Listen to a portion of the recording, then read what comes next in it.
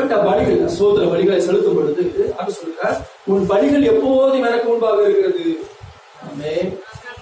சரி, சந்தேகப்படுறாங்க. நம்ம செலுத்துற பலிகள், நம்ம நேரெடுக்கிற ஜபம் துணி தாண்டி போகுதா, இது என்ன எனக்கு டவுட்டா இருக்குது, இன்னும் பதில் வர மாட்டேங்குது, டவுட்டா போகுதா போறேன். ஆண்டு உன் ஜபம், செலுத்துகிற பலி, நீ செலுத்துகிற 1000 சோத்திர பலி சில செய்வாங்க இல்லையா, 1000 சோத்திர பலி சொல்லி சொல்லி சொல்லி சொல்லி சோத்திரம் பண்றாங்க. அதெல்லாம் ஆண்டு சொல்றா எவ்வளவு இருக்கு பாக்குறாரு.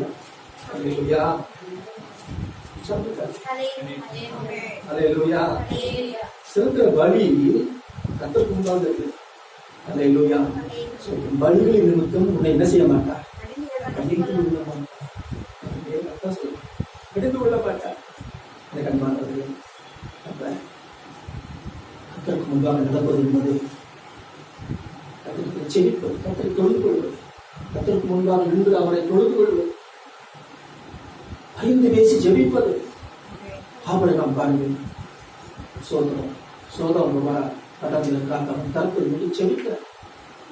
வேதம் சொல்லுகிறது, சோதரம் ஆதியாகமம் 18ஆம் அதிகாரம் 22வது வசனத்தை வாசித்து பாருங்கள்.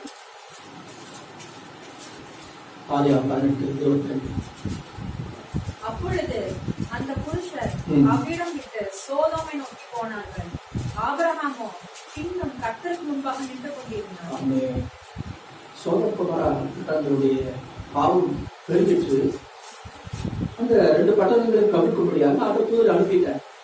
ஆனா இங்கே ஆபிரகாமோ பாத்தீங்களா, அந்த வசந்த பார்த்தீங்களா, ஆபிரகாமோ சும்மா சொல்லிட்டாரு, அப்படின்னு போயிடல. ஆபிரகாமோ இன்னும் கர்த்தருக்கு முன்பாக நின்று கொண்டு இருந்தார். அந்த இடத்துல ஆபிரகாமுக்கு உங்க பேரை கொடுப்பாங்க. நம்ம அழிவு காணக்கூட கொண்டார். ஆமோ கர்த்தருக்கு முன்பாக என்ன செய்யணும், ஆபிரகாமை போல படித்து பேச, படித்து போற ஜனங்களுக்காக படித்து பேசி ஜெபிக்கும். ஆபிரகாமோ கர்த்தருக்கு முன்பாக, யாருக்கு முன்பாக என்றால் நின்று கொண்டிருந்தார். அந்த ஆபிரகாம் சபத்தை கேட்டு சோதனம் அந்த லோத்துவை அந்த அணைவில் நடுவில் என்ன செய்தார், தப்பி போகும்படி செய்தார்.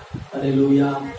நீங்களும் ஆபிரகாமை கூட செபித்தால் இந்த ஜனத்தை அந்த தப்பி போகும்படி செய்வார், காப்பாற்றுவார். அல்லேலூயா.